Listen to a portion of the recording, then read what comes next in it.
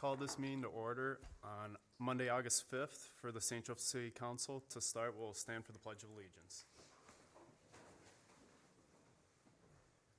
I pledge allegiance to the flag of the United States of America and to the republic for which it stands, one nation, under God, indivisible, with liberty and justice for all. Item number 2, public comment. Anybody that's wanting to address the council for any issues not on tonight's agenda, you can step forward. Again, that'd be for anything that is not on tonight's agenda. Seeing nobody step forward, we'll close public comment. Item number 3, approval of the agenda. So moved. Second. We have a motion and a second. All those in favor signify by aye. Aye. All those opposed? Motion carries. Item number 4, consent agenda. So moved. Second. I would like to pull item 4I, just for further explanation from Randy, if he could do that for us. All those in favor of approving the consent agenda except for 4I, say aye. Aye. Aye. All those opposed? So carried. Randy, could you expand upon 4I, the approval resolution and amending resolution for the Elm Street East extension? I think, or at least in concert between Lori and I believe this is in response to feedback from the city's bond council.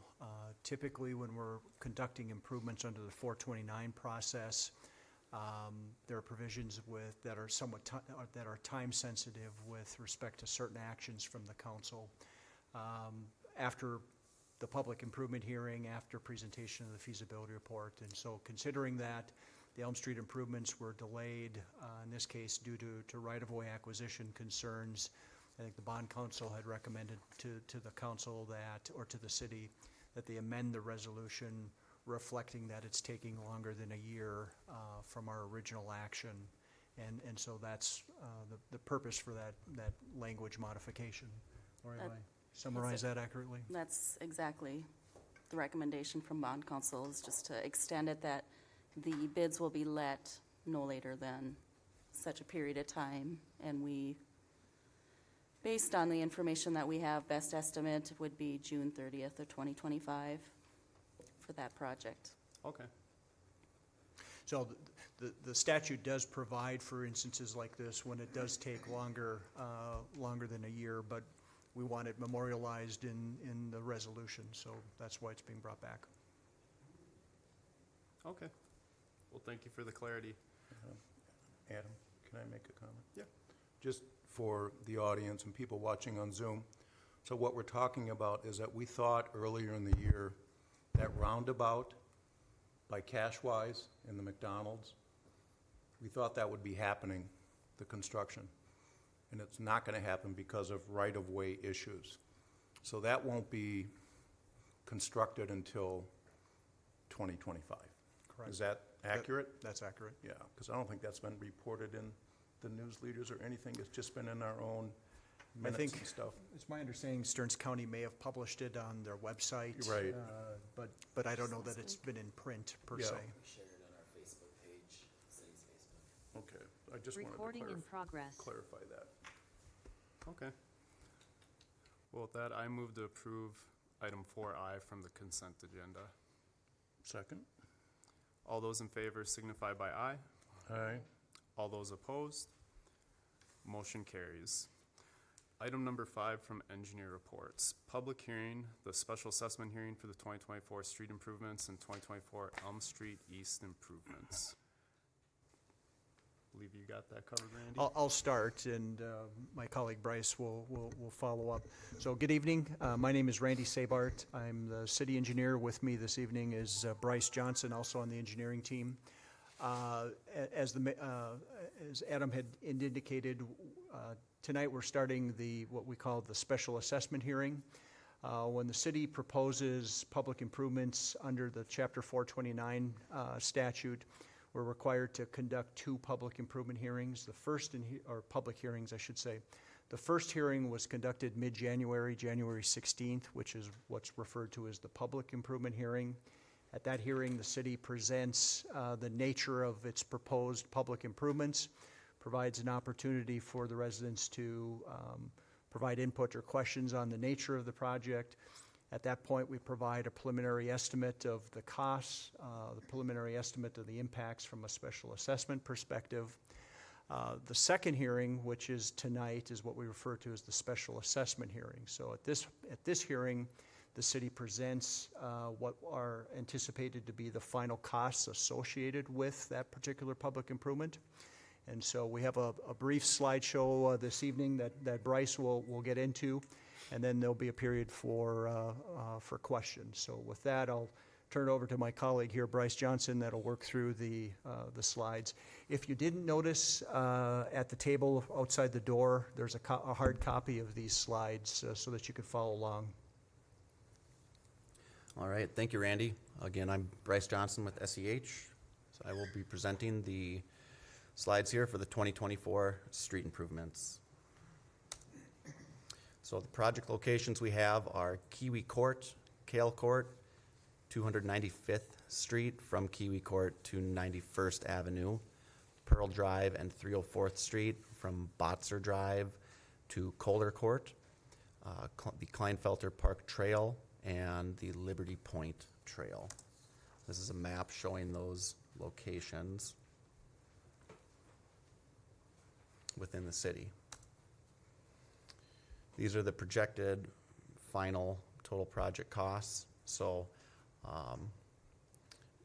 the second column from the left is the estimated cost at the public hearing. Now after the public hearing, there was a change, an amendment to the scope of the project. So again, that first column with numbers is the estimated cost at the public hearing. After that scope changed, that middle column shows our estimated cost at the public hearing, just of that amended scope, which is smaller, which will be detailed later. And then on the right, we have the projected final cost of the project as we sit tonight, after the project has been bid. So as we sit tonight, our construction total is $786,900. We then have $30,000 for the feasibility report, $181,000 of design and construction engineering, $15,000 of soil borings, $63,000 of legal, fiscal, and administrative costs, for a grand total of $1,075,900. So again, this is the project area based on the original scope. So you can see the project costs. Let me get my laser pointer here. You can see the estimated costs here in this column. And then again, our proposed final costs here. So this Morningside neighborhood, Leaf Road, and Polar Circle are no longer part of the project area For this year's project. for this year's project. Yep, they've simply been delayed. So here, this is the same column, just with these delayed areas deleted out, so you can see the kind of the apples to apples comparison. So originally we had an estimated cost of roughly $1.3 million, and here we sit at 1.075. So project funding, again, the original scope. Here we see the preliminary special assessment revenue. We were projected to be at $1.46 million with a city subsidy of $1.29 million. Again, for a total of $2.75. With these areas deleted, those numbers drop to roughly $535,000 of special assessment revenue. That's the estimate at the public hearing in January. A preliminary city subsidy of $782,000 for that same total of roughly $1.3 million. And on the bottom, we have the projected numbers as we sit tonight. So in the Forest Manor subdivision, we have roughly $120,000 of special assessment revenue. And in the Industrial Park East, which would be, Pearl Drive. Pearl Drive, we have roughly $210,000. So here you can see the city subsidies and the proposed totals. The Kleinfelter Park Trail and the Liberty Point Trail, none of those costs are assessed. So that's a 100% city subsidy. So we end up with roughly 31% of the cost being borne by the assessments and the balance being borne by the city. Some information on the special assessments. So we are following the city's special assessment policy. It has been and continues to be the policy of the city of St. Joseph that when infrastructure improvements are constructed, provided benefit to a particular area, those costs shall be levied against benefiting properties. Selected assessment basis or methodology is meant to balance equity in distribution of special assessment. The city commissioned a special assessment benefit report by a third party to identify a range of market benefit by the project. So that's what gives, as we'll see later, that gives a maximum assessment value, a cap to each area or each lot. That's determined differently based on the type of property that we are looking at. So here we have those numbers again by the third party special assessment benefit report. So for Kiwi Court, Kale Court, and 295th Street, for all of these areas, a single-family residential home, the maximum market benefit, the cap, as it were, for the assessments is $10,000 per lot. For areas abutting those project areas with raw land, that maximum market benefit was found to be $500 per acre. In the industrial park, Pearl Drive, 304th Street, industrial lots greater than 5 acres in lot size, the maximum market benefit is 5 cents per square foot. For industrial lots under 5 acres in lot size, that maximum market benefit is 25 cents per square foot. And for vacant industrial properties, the maximum market benefit was found to be 15 cents per square foot. Some more information here. These specially assessed benefits are derived from surface improvements. The city's policy is that up to 60% of street overlay and reconstruct costs can be assessed. 100% of the street costs are typically assessed to annex properties with no previous assessment unless council determines otherwise. And up to 100% of new street curb and gutter costs could be assessed, as well as 100% of new sanitary, storm sewer, water main costs. So that leaves roughly 40% or more of the cost to be subsidized by the city. As we saw in that previous slide, that number is typically higher than 40%. Special assessments for the subsurface improvements are calculated on a per unit basis. We do not have any of those here. Special assessments for the surface improvements are calculated on the basis of frontage per lineal foot. So that is the frontage that your property abuts to the street. So for regular interior lots, 100% of your abutting footage for the improvement is assessed. On a rectangular corner lot, the sum of 100% of the short side footage and 50% of the long side footage is assessed. We'll see an example of that later. And for irregular sized lots, 100% of the average width of the lot abutting the improvement is assessed. These are the assessment rates. Again, we have the estimated preliminary assessment rates from our public hearing in January, and then our proposed final special assessment rates here on the right. So you see the Forest Manor subdivision, the original estimate was $49.17 per linear foot. We came to $43.85 tonight. For the industrial park, the original estimate was $85.12 per linear foot of frontage. And here tonight we sit at $80.63. These special assessments may be paid in annual installments over time. That typically is a market rate. For this year, the term is 10 years and the interest rate is 5%. No interest will be charged if that special assessment is paid in full within 30 days of the adoption of the assessment roll. So assuming that the assessment roll be adopted tonight, if you pay that full amount within 30 days, you won't be charged interest for this first year. So that deadline would be September 4th of 2024 of this year.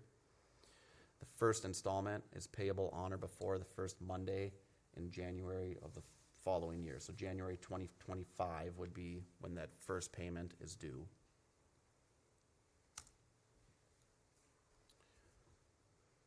You must pay the city the entire remaining amount with accrued interest, or sorry, you may pay off your assessment in full at any time.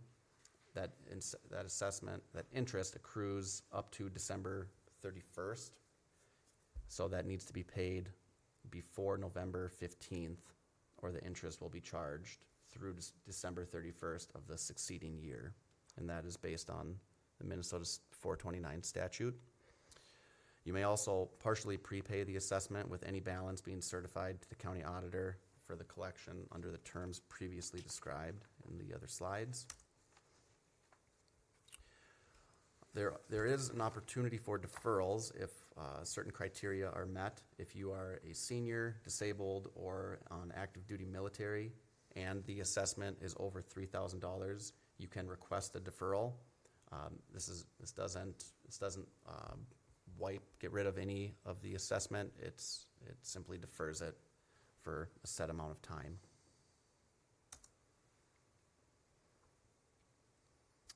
This is just the process for that deferral. One would need to apply with the city, fill out a financial disclosure form within 30 days of the assessment, at which time the city council would grant or deny that deferral. All right, assessment appeals. No appeal may be taken as to the amount of an assessment unless a written objection by the affected property owner is filed with the municipal clerk prior to the hearing or presented to the presiding officer at the hearing.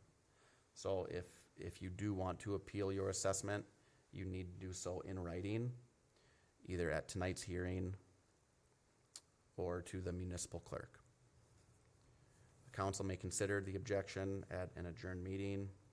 The owner may appeal an assessment to the district court, and they must serve notice upon the mayor or city clerk within 30 days after the adoption of the assessment, and file such notice with the district court within 10 days after service upon the mayor or the city clerk.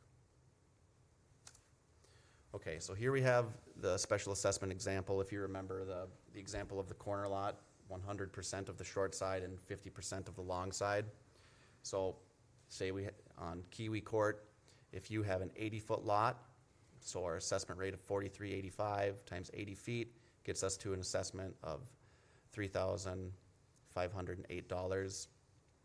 And here we have an example from the industrial park, 8063 times a 100-foot lot gets us to an assessment of $8,063.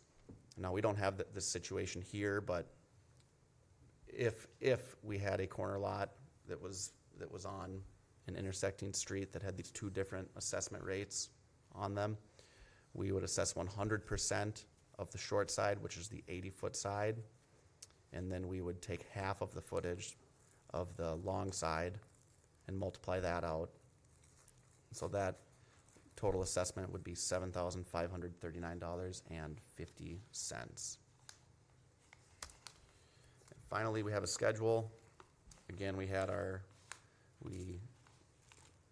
wrote our feasibility report in December, and that was approved by council December 18th. We conducted our public improvement hearing on January 16th, where council ordered preparation of plans and specifications.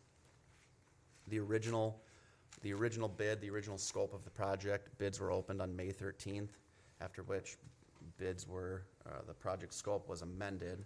So council authorized the advertisement for bids for this scope the amended scope on June 17th. Council declared the cost to be assessed on July 15th. The public bid opening for this project was on July 11th. Here tonight, we are conducting the special assessment hearing. Council may award the construction contract and adopt the assessment roll tonight.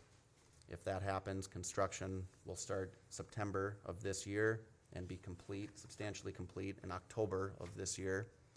And final construction will be complete by May of 2025.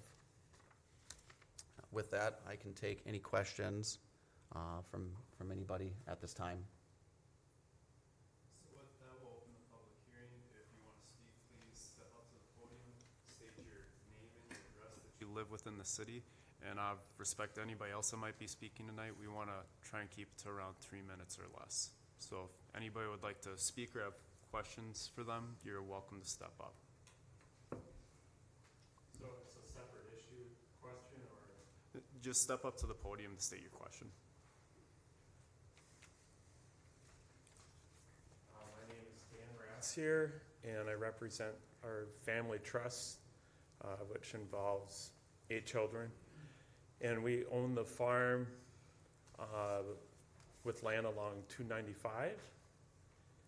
And I guess I wanted to keep this really short, so I just had one question where you're going through the, how you figure the assessment. So if 49 acres along a road times 500, that's how it comes to what it is then, or? Yeah. Yes, sir. So if the field was going the other way and it was 100 acres, it would be done the same way? Well, I should back up. The $500 per acre is the maximum market benefit. So what we do initially is we'll take the frontage that you have that abuts the road, and multiply that by that rate, that $49. $43.85. So then from there, if I remember correctly, your lot in particular did breach that maximum market benefit. It was over, 49 acres multiplied by $500. So you pay that max amount. That's the assessment value. The rest of it is covered by the city subsidy. Okay. So yes, if what you're asking is if you had a longer, skinnier lot where you had more frontage, your original assessment rate would be higher. If the field, my question is more like if the field went away from the road, If it was it didn't skinnier. butt up to the road anymore, would it be a bigger assessment? If If you it had was- less footage along 295th, then potentially your assessment would be less, right? So Yes. we're comparing two things. The assessment rate is looking at the abutting footage along 295th. And then the subsidy or the maximum cap to the assessment is based on the acreage times the $500 per acre. Okay. So anyway, the family trust would like to politely ask for what you would call a deferment. They did this for us when they put the water main along our land for the apartment building. And it was 15 years, or if we sell any land, we'd have to pay the assessment. And it was interest-free. And we'd like to be considered for that. It sounds like we'd have to put that all in writing, the request, or You'd need to it's have changed since last time we did this? You need to have that in writing, written out and signed this evening, and either delivered to the mayor. The mayor's not here, I'm the acting mayor, so either deliver it to myself or David, the city administrator. So you'd So wanna, tonight you need something in writing that asking for the deferral.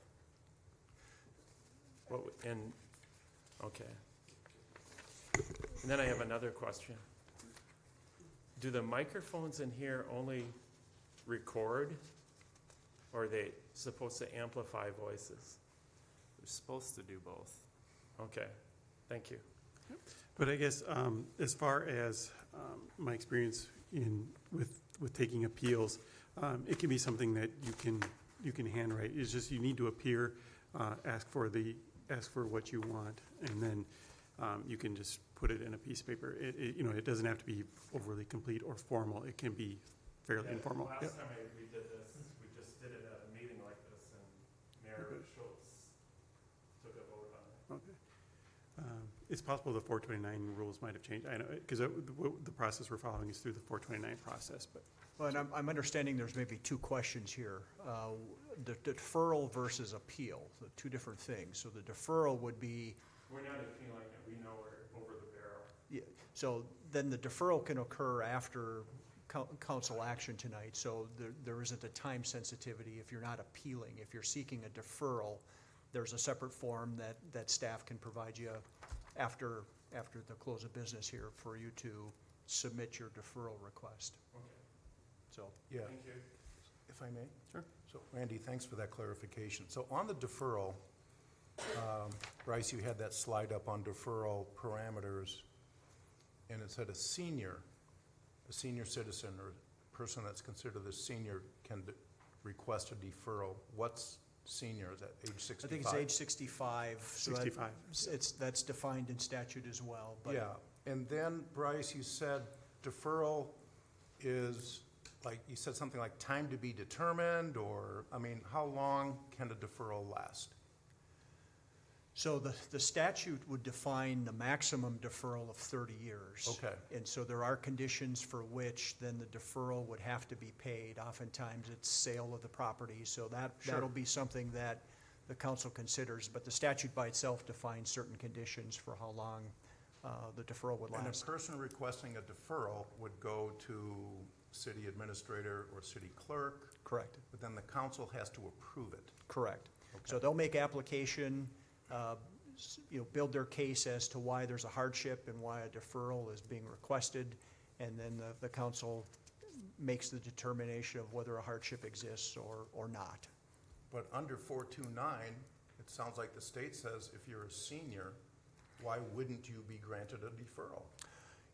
Well, there's still, and even on Bryce's slide, for example, the principal has to rise to a certain level in terms of how much of the assessment is owed. So for example, it has to be over $3,000, I believe, is what the ordinance describes is a Yeah. hardship. So depending on the conditions, for some that there may not be an actual hardship. Well, if it's only the 3,000, but if the person's a senior, are other factors entered in, like net worth or income? Exactly. So, I mean, just because they're a senior doesn't necessarily mean that the assessment represents a hardship. Some seniors may have the resources to pay the assessment. What if they're a veteran? Similarly, the veterans case or active duty case, if they're away on active duty, that's typically where the hardship might come into play.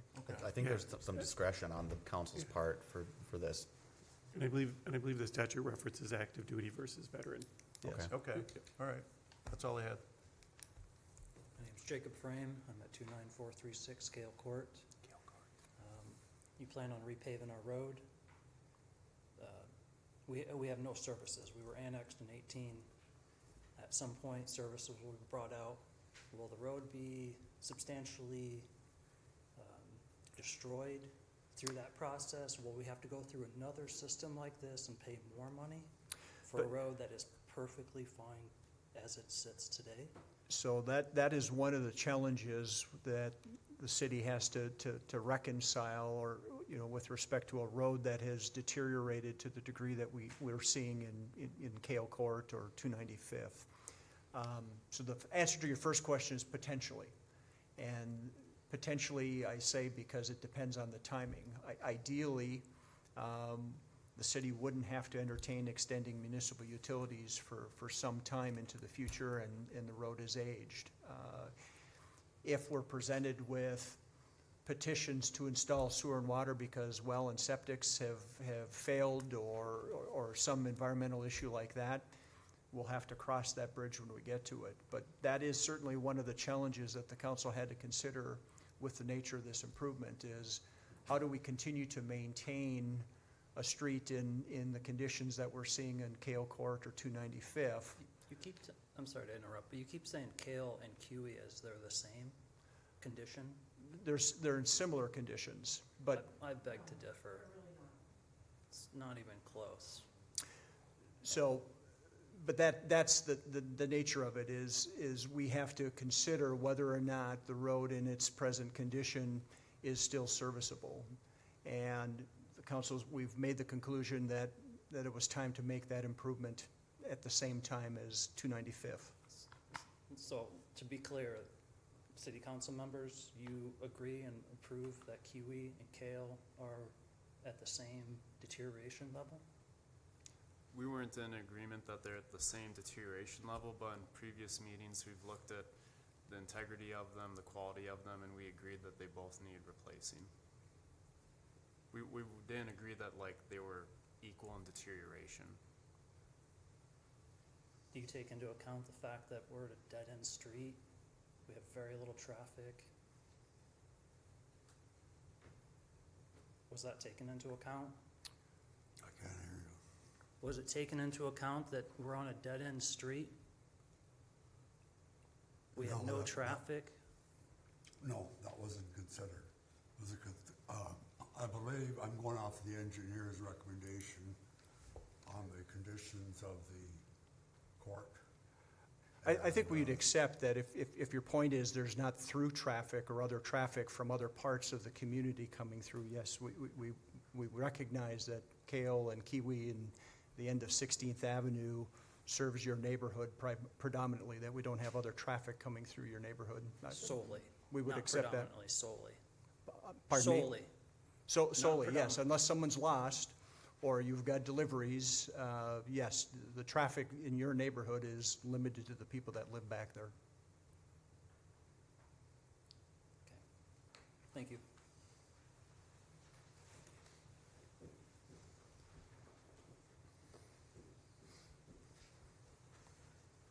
My name is Sherry Langseth. I live at 29457 Kale Court. My neighbors and I, most of us, we have brand-new neighbors. 3 homes in Kale Court have just sold since January 1st. We have someone who just put over $30,000 into a brand-new septic system. Our septic system is very new. The majority of the septic systems there are very new. The neighbors that I have spoken with, we're all very against this project because we feel that our court, the pavement there, is fine, especially for the small amount of traffic that we get against what we're being levied and assessed. There's also here, my question is, as far as Kale Court, for a maximum market benefit, what is that based on for $10,000 per lot? Because that's saying, I believe, if I'm not mistaken, having been in real estate for quite some time, that that's the benefit that each lot could see.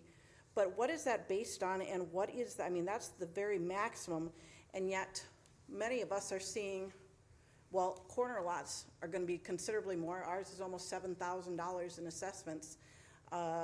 We do not have, we've gotten bills recently, they've been talking about, we don't have streetlights. We don't have city sewer or water. People have spent a lot of money to keep themselves on septic, to keep themselves, I think, and the majority of people who have now recently bought in were unaware that a lot of these things were even in the works or coming. We bought our house just a few years ago, and you know, we had a newer septic system. We weren't even aware that there had been some sort of annexation that we would be possibly facing. We don't have city garbage service. These are the things that they want to talk to us about. We don't have city garbage, we don't have sewer, we don't have water, we don't have street lights. I believe the majority of the people that live there find it very unfair that we should have to bear any of that burden when we don't have any of those services, and to come in and do a paving project and then talk about if it's not being done at that time, then again later on coming in to do these things, we'll rip things up again. This just puts kind of an unfair burden on us for I mean, if we were to show, I mean, if we were to bring in pictures and take a look at, our road is in relatively good condition in Kale Court. I don't spend a lot of time in Kiwi Court, but I know as far as Kale Court, and even most of the road on 295th, there's one corner that looks somewhat worn, but the rest of it is in relatively good condition, especially when we don't have any of these services. But I guess back to my question is, what is this maximum market benefit? Because some of the people that are having corner lots are gonna be well over, their assessment is gonna be well over what the maximum market benefit that they're looking at could be. So to address that question, the third party that the city engages that provides the opinion takes a look at similar types of property as yours in Kale and Kiwi Court. So rural properties with similar condition streets, and they look at before and after. And so they offer an opinion as what is the increase in market value that a parcel like yours would see before or after such an improvement. And so the $10,000 is their opinion of what that increase in market value, if you were to sell your property tomorrow after the improvement by comparison to what it was worth prior to the improvement. But that's a But it's- maximum. What is the actual, I mean, is there like more of an actual market value versus like what it would be versus what the maximum is? Because most of us are gonna be looking at being close to the very maximum when that's the maximum. So the maximum is saying the city, or what the city would be able to levy would be a special assessment up to $10,000. In your case, I think in your example, you said the assessment was close to $7,000. Close to 7,000. So in their opinion, that parcel could bear an assessment even higher based on the improvement that's proposed by the city. So that's why in the case of when we talk about a city subsidy or the difference, if your assessment was $13,000, for example, for a corner lot, that it would have been capped at $10,000. In this case, you're under the $10,000 cap. So, but for somebody who is on a corner lot, then their cap is $10,000? Yes. Correct. So, correct. And there are three lots out there that the proposed assessment was higher than the cap, and so then they were limited at the $10,000. Okay, yeah, But I don't, The other aspect that you asked that doesn't come into the appraiser's analysis is whether or not there was a street light or city refuse service or those types of things. Those are independent of the assessor's evaluation of the property, so they're looking at before and after conditions. yeah, we don't, I mean, we can't even get decent internet out there because nobody will come out there. So we are, I mean, that's, it's difficult because the amount that you're asking from everybody, you know, is, you know, for most of them are gonna be fairly close to that cap. And I don't know that everyone's just gonna see, in real estate, we can just tack on $10,000 because that road, that's like, everyone's gonna have an expectation when you go in and you buy a house that there's gonna be toilets there. It's not that versus a working one versus a non-working one, the pavement is not a bad a shape that the amount that we're getting back out of it, it doesn't make sense, especially seeing as how it's not, it's really, you know, it's in pretty decent shape, and there's no way we're gonna realize a $10,000 market benefit on having new pavement in there. We won't, it's been negative. I know you want me to talk up there, but 3 people were sold on Huey. It's been negative, I can't. We need you to come to the podium so it can be recorded. So three of our neighbors sold in the last year, and they ended up giving the new buyers money. So this is not a positive improvement from a property value. It's a reduction. So it's difficult for us to address that. We have no idea where they listed their property, whether it was above or below market conditions. And admittedly, they're selling with the street in the condition that it's in. So the market was, it sounds like in those instances, determined that they were asking for too much. No, there was discussion within the agreement, knowing that there was going to be a special assessment, and the buyer said, that's nice, but you're gonna take a certain amount of money off of the cost of the house because of the assessment. And that's typical in real estate or transactions. The real estate agent for the buyers will usually approach the city to find out if there are what's called pending special assessments. So there's a So- process to understand if there's a public improvement that's pending. And so I think the question that you asked, or someone had asked, new buyers, how did they become aware of a project if they weren't there? There's a process built in for which they can find out whether or not pending special assessments would apply. Then how can it be considered a positive improvement? I'm maybe not following the nature. So they've If that were accounted the in the case, they sale. would pay more money for the property. So what it because sounds the like they value did of it, the property would have increased. they have accounted for the assessments in the transaction, is what it sounded like. Okay.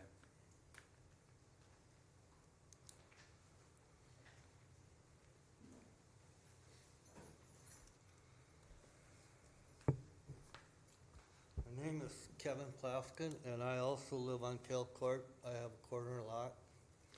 And when the area got annexed, or when we got into the city, they were mentioning, you guys were mentioning that there was not going to be any improvement in that area for 7 years. Well, it hasn't been 7 years yet. So I'm trying to understand if Mr. Rossier sold those lands and he's gonna develop it all, or are you gonna wait until this development comes in first before they would start to sell land or whatever and build homes out there? That's what I can't figure out, why you would want all this maintenance done now when down the road it's gonna happen. And it could be 10 years down the road, could be 15. By that time, we'll have to redo everything again. And I don't understand your ideas of why you want to get everything done now. That's totally insane. It's gonna cost us, like all these people that are on this, for our paying for this improvement, it's over almost $500,000. You think we got $500,000 just to throw and do this for our roads? No. We have other things that we need to use it for. Kids, families. This is too hard to do that. Thank you for listening.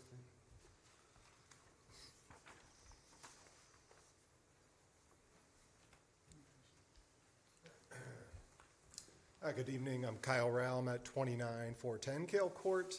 I am one of the new folks to the neighborhood, and I guess I'm kind of getting up to speed on this. When you say these improvements, can you just explain, is this just repaving? Are you tearing up the road? Are you resurfacing? Can you just explain what you are doing? Yes, well, it's a reclaim and repave, so what they'll do is bring in a machine and grind the existing bituminous surfacing with the underlying aggregate base.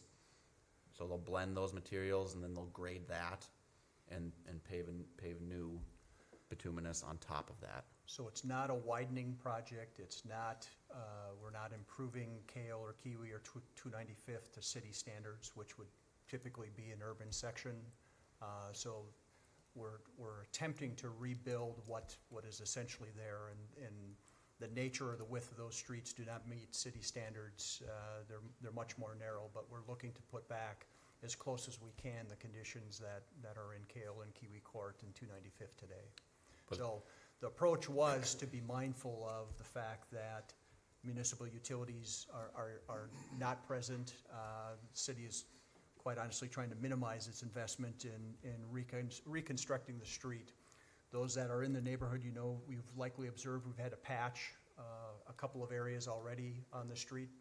We have concerns about the longevity of being able to continue winter maintenance and plowing without peeling up much more of the road. So that's the genesis behind what the council was considering in terms of improving it now, because we've already had to invest in patching to try to hold it together.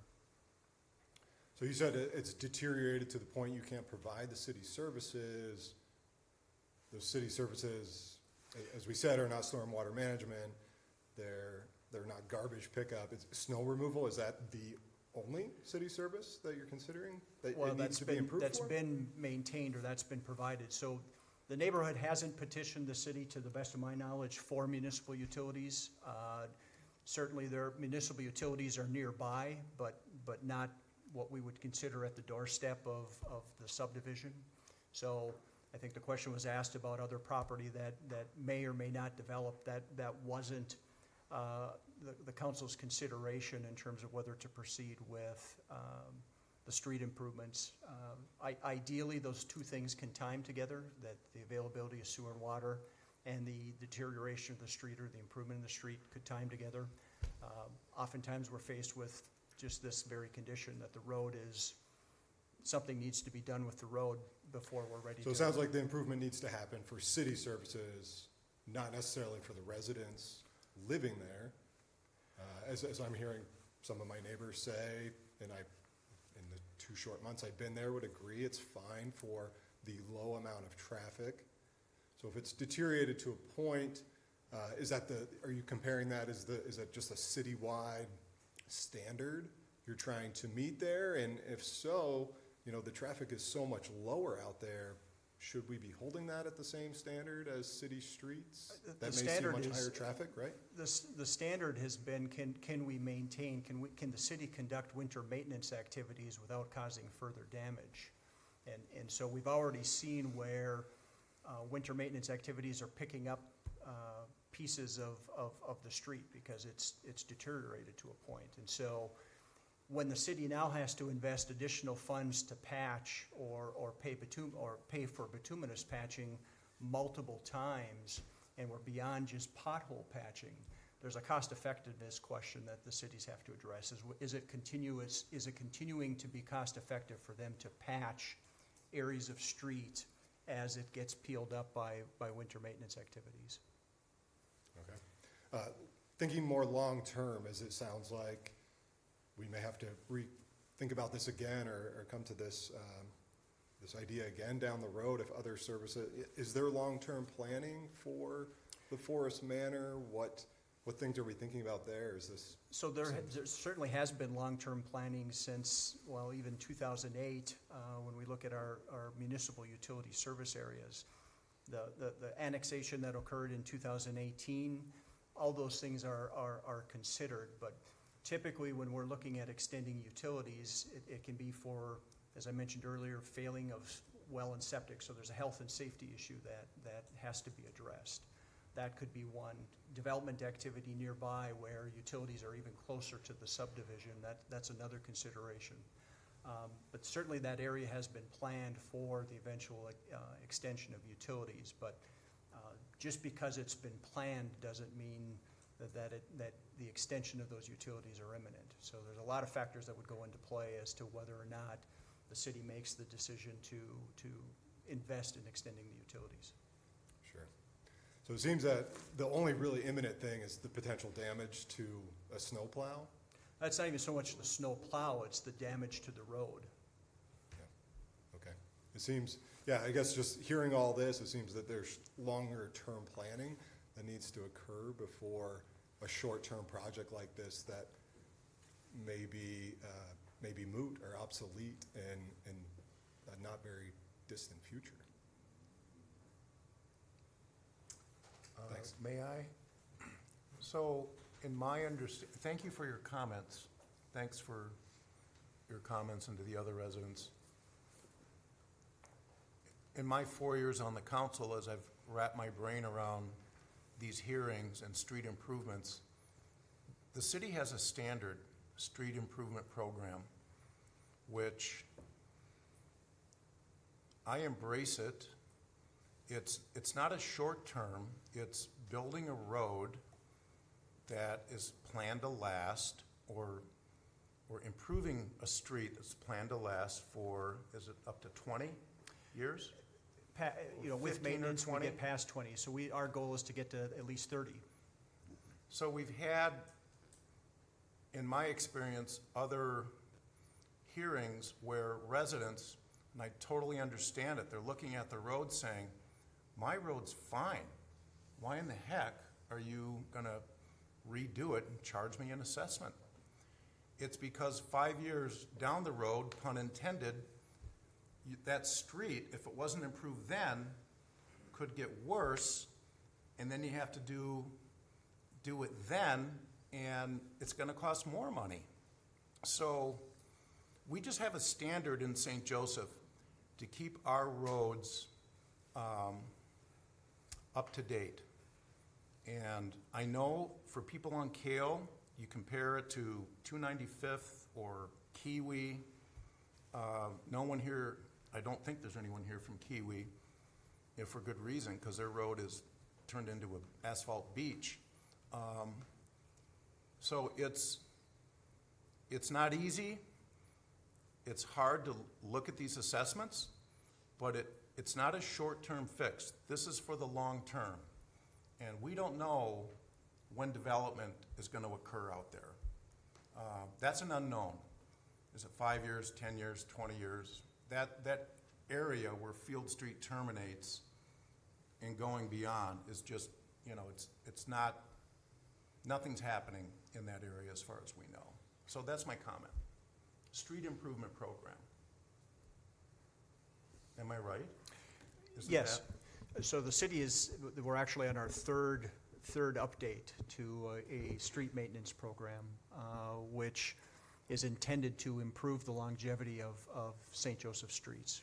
And so what Councilmember Klusner is referring to, particularly when we're dealing with overlays, I mentioned the original design of bituminous streets typically accounts for a 20-year life cycle. And we stretch that to 30 years or more with maintenance that is involving crack sealing, what we call aggregate chip seals, and overlays. And so what Councilor Klusner is referring to is when we have an assessment for an overlay, that overlay may occur at year 15 of that street age. And people look at their street and they say, geez, I don't see potholes, I don't see it all cracked up. The reason for the overlay at that point is that we have to time these so that we stretch the life of that street to get to 30 years. If we try to do it at year 25, once the potholes and the cracking show up, it's too late. And so the city has its third generation of street maintenance improvements with the intention that we stretch the life out of our streets, hopefully to 30, 35 years with properly timed improvements. And Didn't Kiwi, did Kale and Kiwi Court just have it resurfaced about 5-7 years ago? I've been working with the city since 2007 in Kiwi and Kale Court and 295th. Certainly weren't part of the city as that early, but there hasn't been an investment from an overlay perspective unless the township did something prior to the annexation. Yeah, I'm almost positive. I've been there 42 years, and it has been done. I'm almost positive it has been done a couple times. And then it was also where the cracks were filled in with that Yep. tape and that. Yep. I've seen that. So that's to prevent the moisture from getting in. Sure. But with the degree of cracking and deterioration that we see out there now, if anybody told you that could be overlaid and you'd see the life out of an overlay, you were misled. The conditions have deteriorated to the point that we can no longer do an inexpensive overlay. And what we're proposing with the reclaim and pave is the next most economical thing that could be done to improve that road. Okay, so then we improve this road now, and then you're saying everybody pays whatever their amount of money it is, and then nothing gets done out there, no building gets done out there, no sewer lines or anything getting done out there either, just the road. In terms of what's proposed this evening? Yeah. Correct. It's just the pavement. And So similar I'll width have and to pay $10,000 just for my little stretch of road there. So now you're also appreciating the point. If we were talking sewer, water, storm sewers, curb and gutter, street reconstruction, we'd be talking costs much more significant than what we're talking about this evening. So all the more reason why it's a challenge for the But city. That's totally insane to do it that way. Put the road down and then come back and do sewer and water later and all that, and you gotta tear up the road again? No, come on. But we're not saying that, sir. Even if the property adjacent develops, that isn't a precursor to extending sewer and water into 295th or Kiwi or Kale. They're mutually exclusive. So the rest of your property could develop. If that happens in the next 10 years, that it isn't a precursor to utilities having to come into Kiwi or Kale Court. So 5 years, 7 years, what you're saying it would be too far out? Too far out? For any improvement right now? I'm not sure I'm following.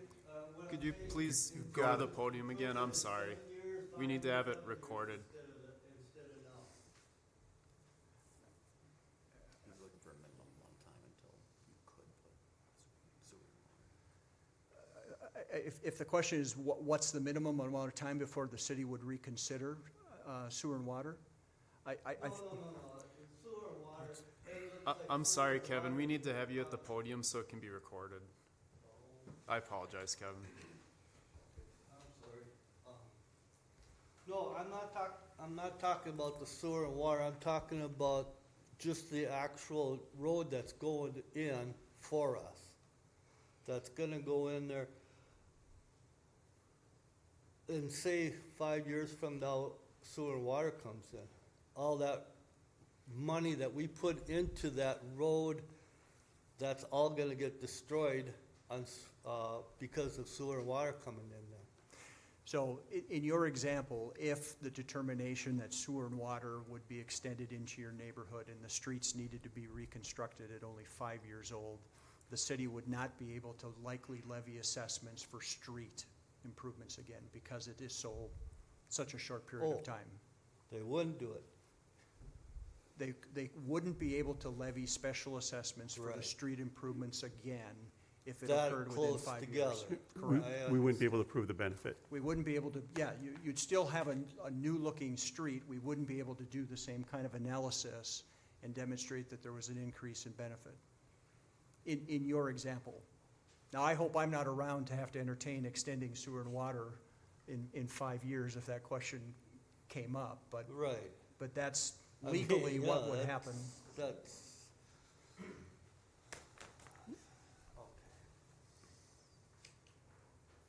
That number would drop, say it's $10,000 now. If the road was in better condition, that max benefit would be, maybe it would be 1,000.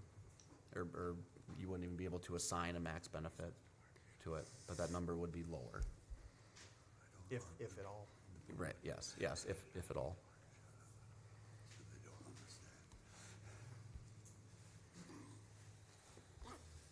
Hi, I'm Ryan Parsons. I have a parcel on Elm Street, and I don't know if Elm Street was struck from the agenda at the beginning of the meeting, or what the future of that looks like for hearings and assessment and all that. But the numbers are starting to roll in, and thank you so much, you guys for meeting me out there. I really appreciate your responsiveness on all these questions that I have. Am I able to ask them tonight now that that's been struck, or how does that? Yeah, I would say you did receive the notice, for that. Your portion of that project was, that we talked about earlier, is being delayed until next year due to because we don't have the access for the right-of-way there yet. So it is still a public hearing. You did receive a notice for it, so I would think we would be able to hear your questions and answer what we can. So I don't think that would be inappropriate. I will. I just want to reserve my right to appeal the assessment. I just know that was due tonight, and so I have it written on the back of the letter for this meeting. So I'm supposed to give this To me. Thank you very much for that. And then my other question would be just on, just in general, do property owners get to see the breakdown of the special assessment benefit report for their property. It's got to be some algebraic equation with a bunch of different factors. Do we get to know what those factors are? And then who is the third party that does that? And can we contact them?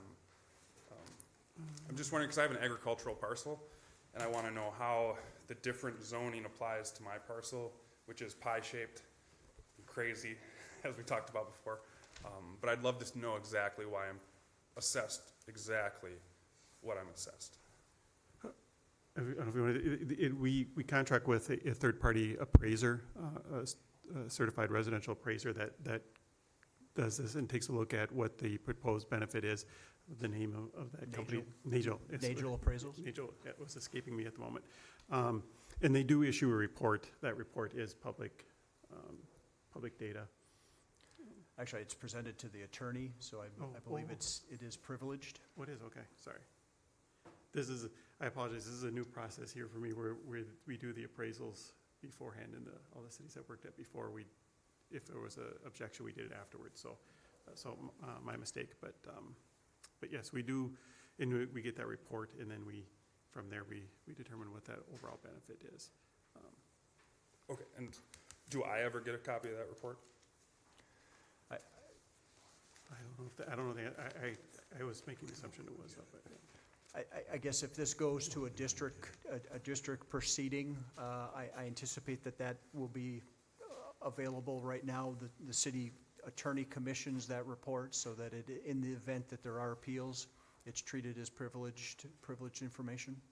Okay, so just for everybody else here, am I wrong when I say that we don't get, unless we hand a letter to you like I just did, we never get a chance to see the breakdown of how we're assessed on our special assessments for these projects? Is that correct? That's correct. Okay. Well, no, that's not entirely correct. The breakdown of the assessments is available. The assessment roll is available in David's office. So that breakdown of how the assessments are computed is a public document, and that's available. But not how they're computed, just the fact that. Even how we compute it is available. The third-party appraiser's opinion is the part that's privileged. Can you give me an example of what that might, so I can, what do you mean? Like, We can show you exactly how we calculate your assessment. okay, That's based on the cost of the cost of construction. but not the factors that go into that? And the factors that go into the cost. So all of that information, the cost information is publicly available. Okay. The appraiser's opinion of how he determined the maximum benefit is the part that is privileged, or the document is obtained by the attorney in the event that there are appeals, that it can be treated as privileged information. Okay, Can I get the okay. screen again? Did that answer your question? It not, well, I'm just trying to differentiate between what is the public and what is the private. So what is privileged? On the slide where they say maximum benefit, that's the appraiser. So this number, this 4385 Yes. and 8063, we can show you exactly where that's the construction cost. We can show you exactly where that comes from, each bid item, blacktop, gravel, all the things. That's what it costs to do the project? Yes. Yes. Sure. Yep.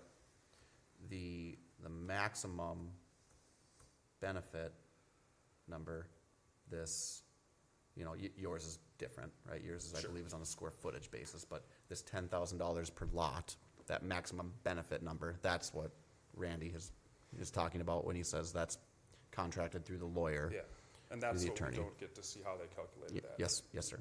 Okay. All right, thanks.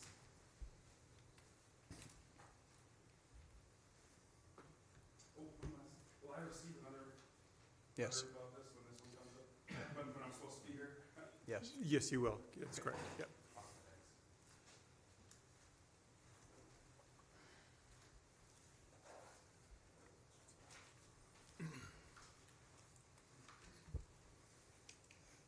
Scott Badine, live at 29457 Kale Court. Couple issues. First of all, can you tell me how old this road is, 295th, out to Kale? We cannot. Who In knows fact, this? hopefully, well, maybe at best, someone from the township. So when, there is no record drawing, so any improvements that the city builds or constructs over time, there's a record of the plan. So we don't know if it's even 20 years old yet. We don't. We suspect it's older than that, but we don't know if it's more than 20 years old or under 20 years old. We know what it looks like. So do we. Yep. And being on Kale Court, you know, we got a lot of kids in the neighborhood. Ride bike, skateboard, rollerblade out there. There ain't nothing wrong with that road. 295th does have some issues. Biggest one being on the corner, which a big chunk was torn out. And that was because of one of the city snowplows. And I watched him. He just kicked it off into the ditch. Did the city come back out to fix that? Nope. So now you're gonna assess us for the damage. But I need to know how old this road is. If someone can produce a record of the original construction, unfortunately, there isn't one available. I'd love to know that too. I'd love to know what's underlying it, what the original construction was, but there was no documentation that the city had available to it. So when you do this overlaying, say 3-5 years down the road, then you guys wanna run out the utilities and stuff. Are they gonna widen the road out then and put curbs and gutters in? That's a decision that the city will make at that time. I guess I can't answer that question for you, sir. So we're just gonna go ahead and repave this without any future plans? We don't know what's gonna happen yet, right? I mean, it could be next year, 2 years, 10 years. Nobody knows, right? The council could commission or order an improvement if it deemed necessary. So improvements can be conducted two ways, one by petition of the neighborhood or two by the council's own action. So certainly a seated council could make the decision to improve or widen. None of us seating here can say with certainty whether that would happen 5 years from now or 2 years from now. So nobody really knows then, so you're telling me. That's fair. I don't know how I could answer that question for you.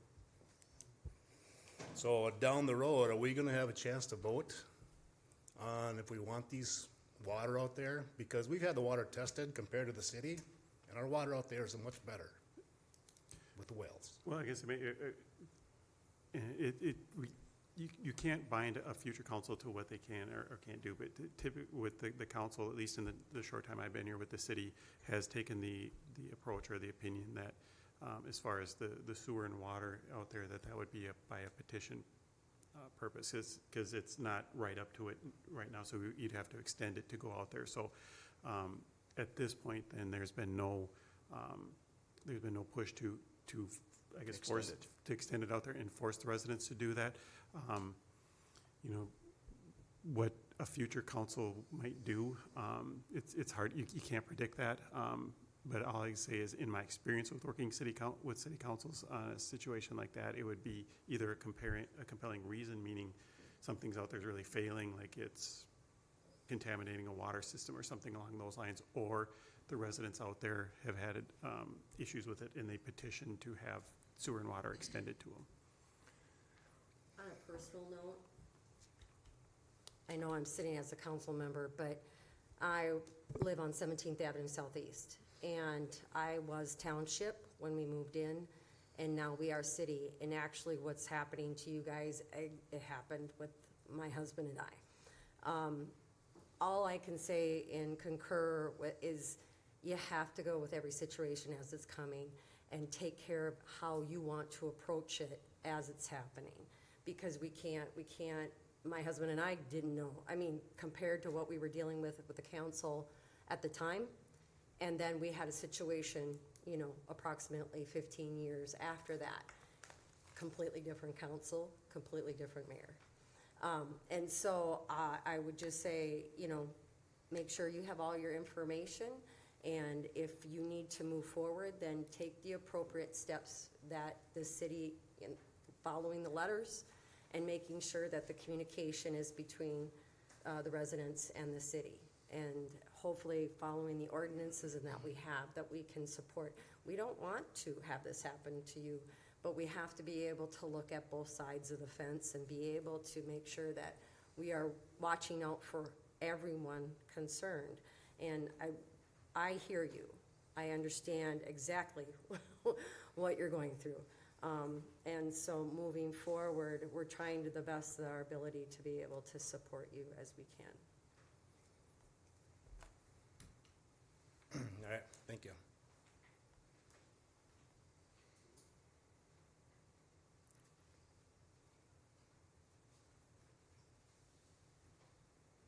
Is there anybody else that'd like to address the council this evening?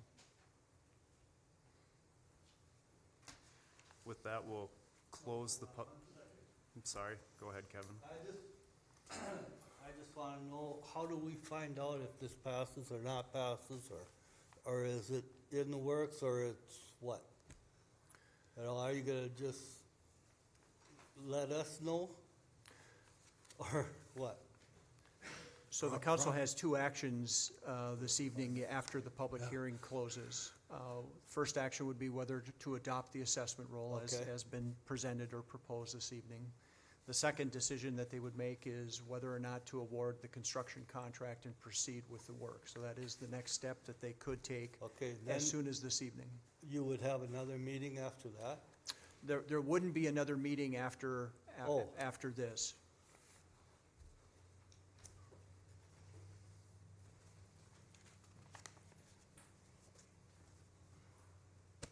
Okay.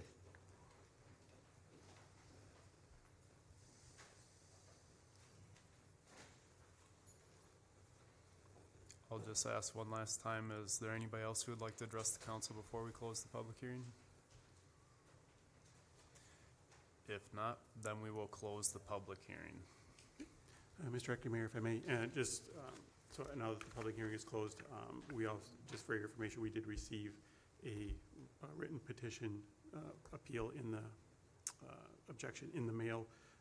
It is for the Elm Street portion that was, so I mean, it's not really applicable at this point, but we do need to make aware that we did receive it, and we will keep it for when that comes forward. Okay. Randy, can you reiterate the two actions that we have before the council this evening now that the public hearing's closed? So first action would be to consider adopting the assessment roll that has been presented. So that would, in essence, adopt the costs that you're anticipating, the revenue that you're anticipating to be generated through the assessments. And then parallel to that, you would have the ability, if you wanted to proceed with awarding the construction contract. That would, in essence, start the construction activity or initiate the construction activity. But there wouldn't be another or a third public improvement hearing or public hearing after tonight's proceedings. And that'd be two separate votes? They would be two separate votes, and yes, two separate votes. And to clarify on the resolution for the adopting the final assessment, that, to clarify, that does exclude the Elm Street extension because that was postponed pending, you know, those right-of-way acquisitions and being able to move forward on that project. So because the notification and the publication included the Elm Street assessment, I just wanted to clarify that the resolution does exclude that. So when we get into bonding, that's critical, that we understand that the cost is less because of that piece of it. Okay, with that being heard, I'll make a motion to move to approve resolution 2024-048, adopting final assessments excluding the Elm Street extension properties. Second? Any other discussion? If not, we have a motion and a second. All those in favor signify by aye. Aye. All those opposed? Motion carries. I will make another motion to approve resolution 2024-049, awarding bid to Knife River Corp. for the 2024 street improvements. Second? Any other discussion? With a motion and a second, all those in favor signify by aye. Aye. All those opposed? That motion does carry as well. On to item number 6, Well, there's one more motion in here that Okay, I'll move to approve the supplemental letter agreement with SCH to provide engineering construction services for the 2024 street improvement. Second? With a motion and second to approve the supplemental letter agreement with SEH to provide engineering construction services for the 2024 street improvement project, is there any other discussion? All those in favor signify by aye. Aye. All those opposed? The third and final motion carries. Now on to item number 6, the special event Rock for All-Timers. Yes, good evening. So staff had received an application from Bad Habit Brewing Company for their annual Rock for Alzheimer's event. The event is scheduled to be held on September 8th from 1 to 8:30 p.m. Staff has reviewed the request, and Chief Funenstein is requiring that 2 off-duty officers attend the event this year. They did increase the number of attendees or expected attendees, which resulted in the increase from 1 to 2 officers. A map of the event is included in the packet, and the request recommended action is to move forward with that special event permit. Move to approve. Second? With a motion and a second, is there any other discussion? Kelly? All those in favor signify by aye. Aye. All those opposed? Motion does carry. On to item number 7, an update from Kinetic. Good evening, members of the St. Joseph Council, and interested bystanders, thank you. I'm Scott Justvig with Kinetic, and there are some updates that I want to make the council aware of per our agreement. We had some very specific things that we, Kinetic, as your partner in fundraising for the community center, that we needed to do as part of our agreement with you. It's our obligation. Some of those things are, in the last memorandum of understanding that we agreed to, one of the things that we had to do was conduct additional training for the members of the Capital Campaign Committee. Those volunteers serving on the campaign committee that would be going out and participating in solicitations and in explaining the project to interested participants and interested donors. On July 18th, we did that session at Goman. We had good attendance from the committee, had it over lunch, and had about 2.5 hours worth of training for all the members, and we also had it available online via Zoom, and we did have members attend via Zoom as well. So that obligation that we took on for additional training, we did that on July 18th. One of the other things that we said that we would do is in our agreement between Kinetic and the City Council is that we would provide up to 80 hours worth of consulting services on any given month. Understanding that the holiday seasons around Thanksgiving and Christmas, New Year's, inside our current contract, that those holiday seasons are not, time periods, are not prime fundraising time with people gone in the holidays. So what we've done is, rather than dividing those 80 hours per month evenly over each of the months, we've taken hours from December and hours from November that are not going to be as productive in November, December because of the holidays, and we're moving those hours into July, August, and September, where we do have an opportunity to be more productive and provide more services. But we're maintaining the same contract terms and billing spread evenly. So that way the city is not paying extra for us to do extra work in July, August, and September. You're paying the same period throughout the terms of the contract. It's just that this gives us an opportunity to give you more value without you spending more money for that additional value. And that's already started. and it started in July, August, and September. I personally am coming in 2 days per week typically is what it ends up happening. And then the rest of the team is coming in addition to the 2 days on a weekly basis. And I'm coming in to meet with donors and to meet with the committee. The committee itself decided that providing leadership, the volunteer leadership for the campaign, was too much work to expect an individual in a volunteer capacity to do. So the committee created what they are calling the St. Joseph YMCA Campaign Chair Committee. And it's a leadership group made up of 5 individuals with 1 additional advisor and counselor on this. The 5 individuals that are taking this leadership role and assuming these leadership responsibilities: Patty Wetterling, Amy Bonfig, Carol Breeze, Corey Ellert, Ann Reesner. Additionally, Mayor Rick Schultz has agreed to come on an ad hoc, episodic basis and provide advice and counsel to the leadership committee as needed.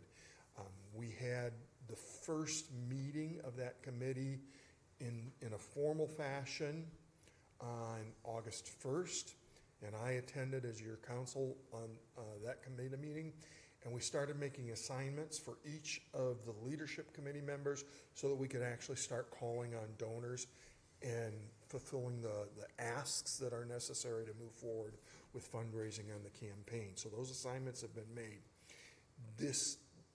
Today, tomorrow, and Wednesday are my follow-ups to work on individual scheduling with each of those members. So that's happening. The committee has decided that it's going to meet, the leadership committee is going to meet every other week on Thursday. And they'll meet in the morning at 10 here at the Government Center. And I'll be present for those meetings while the committee is meeting. And then the full campaign committee will meet the 3rd Thursday. It's basically the same day as the leadership group. Leadership group will meet in the morning, and the full committee will meet in the afternoon at 3:30 in the afternoon. The 3:30 time period is so that the committee those committee members that have obligations during the day that keep them from meeting during the daytime will have a better opportunity to meet at 3:30 in the afternoon. So we're moving forward with that. I will be present at each of those meetings as well to make sure that we keep that moving forward. The rest of my team that are working alongside me, Janelle Johnson has been taking point with doing our foundations requests. We've identified 3 foundations that we believe, that Kinetic believes, would be good partners to help fund this request. We're not in a position right now to share who those are, but I can assure you that we're going through the application process. We're starting to meet with the funders themselves. Each of those 3 foundations will be specific requests for the St. Joe Community Center YMCA. They are not requests to be shared. From these particular 3 are not shared between us and the St. Cloud Y and any other projects. They're specific to St. Joseph. And each of those 3 funders have the potential, it's not defined yet, but has the potential of being 6-figure contributions to the campaign, and one of those 3 has a potential of being a 7-figure contribution to the campaign. So we're moving forward with that paperwork right now. And we've worked with the St. Cloud Y to make sure that we have the proper EIN number, employee identification number, tax ID number, so that way those foundations can actually contribute to the St. Joseph Community Center project and have it be designated for this project and solely for this project. So we're working forward with that. That was something that the council specifically asked us to do, and we're moving forward with that. One of the other things that the council asked for us to do is create a systematic approach to communicating where we are with the status of the campaign and what's happening, both good, bad, and ugly in terms of that.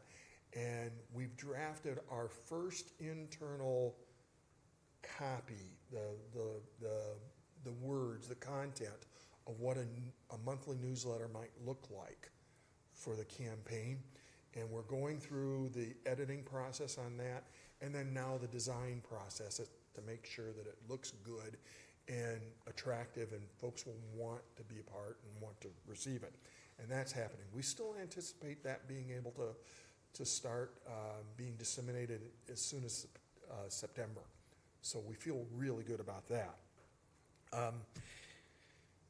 These next 3 days and then a week later, I'm going to be spending most of my time, my consulting days, working with individual committee members to make sure that we've secured individual commitments from the committee members that are in a position to make commitments, and then frankly, to revitalize those committee members that may have, for one reason or another, stepped back from an active role in the committee. We've had a few members that have said, you know, I'm really busy, I'm not certain that this is the project for me right now, and we interpret that as I'm not particularly ready to move forward with this campaign. So we've got to go back and meet with those individual committee members and kind of reactivate them as part of a role in the committee. And that's going to have to be done on an individual basis. So we're moving forward with that as well. Those are the action items that we committed to the council as per the memorandum of understanding so far. We're following through with that. Bob, Councilmember Loso, I will tell you, I'm feeling better about my commitment to you, that if it comes time to come back with a proposal, I'm feeling that I can defend it to you at that point. Okay. I'm not there yet, but I'm on the pathway, sir. The jury's still out on you. Yeah, thank you, sir. With Any me, other with questions me. for me right now? I do have a question. Yes. So you said that you have 3 that you're just particularly asking for St. Joe. Why isn't that across the board for any asking? Is the St. Cloud still asking? St. Cloud is still going through their grant application process because there are some foundations that frankly will fund the broader regional scope more than they will fund either a specific project for St. Cloud on its own or a specific project for St. Joe on its own. But if they look at the project as a regional impact, we both will get more money than we would if we tried to get it on our own.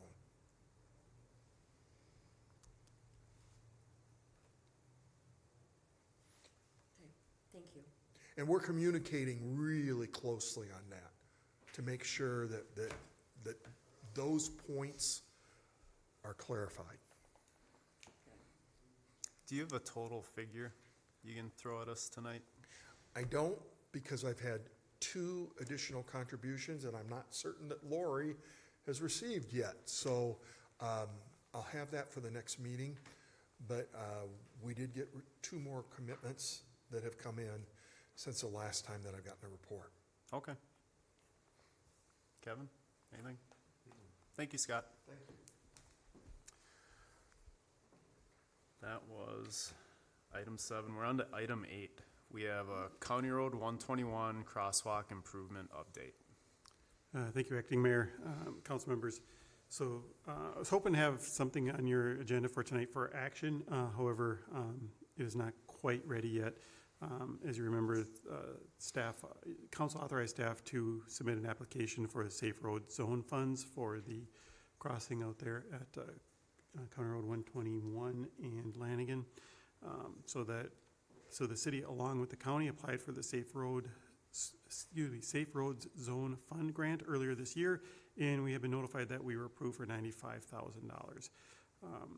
So the state is currently processing the award to generate the grant agreement. I was hoping to have that ready for tonight for authorization, but it looks like it was not quite ready. So it will be before you at the next council meeting for official action. So this is more of a information on that, so that the application anticipates a roughly $127,000 of construction, and that grant is an 80-20 split, which leaves an estimated city cost of roughly $32,000 plus any additional soft costs. So no real action required at this time, but we will take any questions. Yeah, the cost is $127,000, got a 95, so there's $32,000 left. Isn't the county participating in this at all, and it's all our cost? It is all of the city's costs. What the county had committed to would have been any additional striping or improvements at the road. But they lended the support to the city's application, so there was a letter of support from the county, but this was the city's pursuit in terms of the improvements, in terms of the safety improvements. Okay, so the county just gave us a go-get-em guy. Okay. Correct.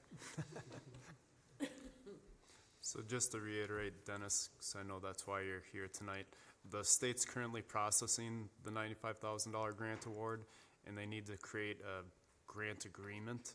Once they create that, then that's something that can be given to us and we can vote to approve it. So we're slowly working. Can I ask any questions? It's up to the presiding officer. It's fine with me. Better go to the podium. I appreciate all that's been done. Had a couple more people here. One of our gentlemen in our group just had electrodes put in his brain, and he had to go home. He was having some issues. That's why they left early. So I apologize for Tom Schulers. He wanted to be here, but I appreciate what you've done. I don't know who wrote the grant. That's obviously time. It was about 20 pages. I read it all. It was very well done. We appreciate that. To me, it seems like a deal at an 80-20. So I appreciate that. The only thing I ask, and Adam did very good, keeping us informed. Just keep us informed of the timeline. I had a goal like before the snow flies, but I know you've got a bidding process. You probably have to pour concrete before it freezes too, but just keep us informed. I don't know, could you answer how long the process takes? We're hoping the procurement is actually fairly quick. What there may be more of a delay is actually ordering the equipment. Gotcha. So, availability. For the council's clarification, what's been considered as part of the scope would have been 2 speed zone feedback displays, so the things that show how fast drivers are driving. So the budget included 2 of those in each direction. LED encrusted kind of push button signs similar to what we see right across the street here by the College of St. Benedict's. So there's often lead times with getting those equipment. So that is probably more of a variable for us than Ordering and getting it here. Getting it here. Since we have the county's support in terms of the permitting and working within the right-of-way, that's likely not going to be very time-consuming. So the other thing that's going to take some time is actually putting together the construction documents to be able to solicit the quotes. So the design, solicitation of the quotes, and then the actual execution of the work. So the grant agreement, the time frame has to be spent by the end of June next year. So okay, that's a date certain. So we have time, but our goal would be to start the process as soon as the grant agreement is presented to the city and the council. We appreciate all you've done. Thanks to, I guess it's acting mayor. Just for tonight. Or you hope, I guess.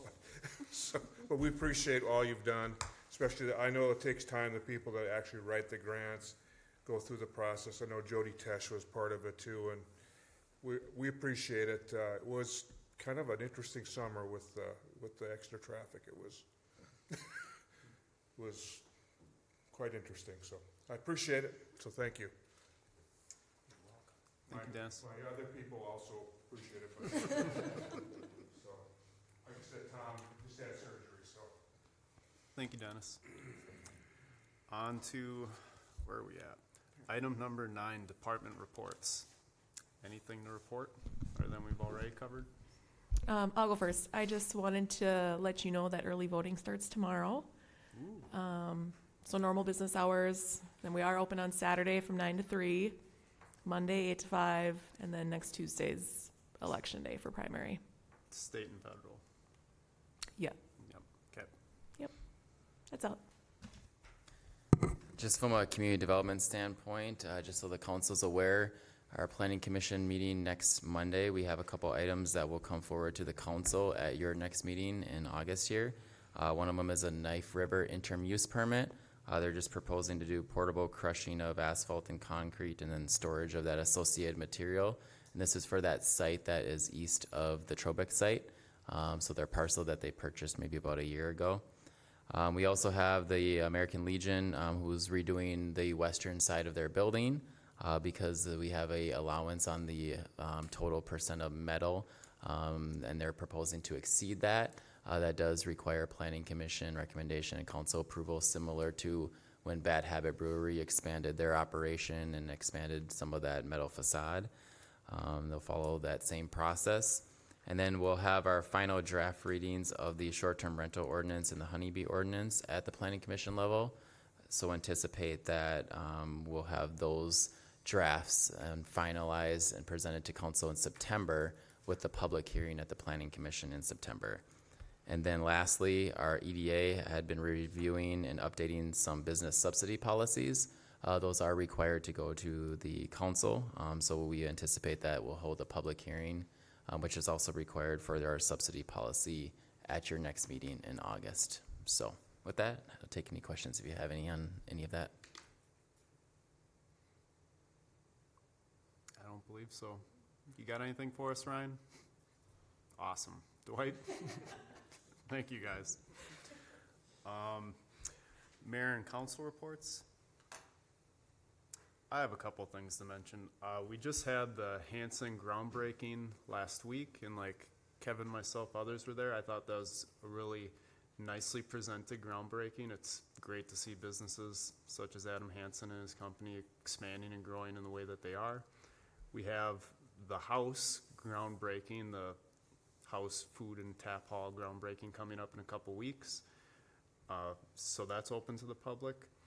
There's also WR Home Company is having like an extension brand or extension company they're starting, WR Littles & Co. So like pregnancy and baby things. Probably something my wife and I should go since she's pregnant. That's a store opening groundbreaking happening in a couple weeks.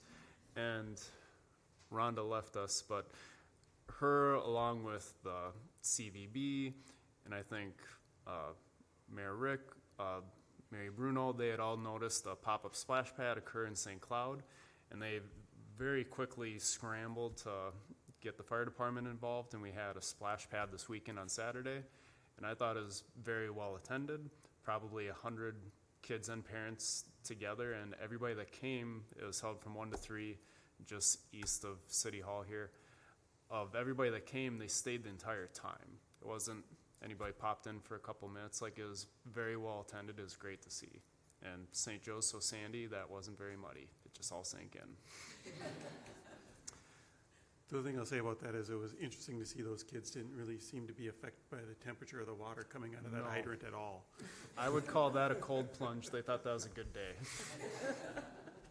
But that's all I got. If that's all we have, then item number 11. I move to adjourn. All those in favor signify by aye. Aye. All those opposed? Thank you, everyone. On Facebook too.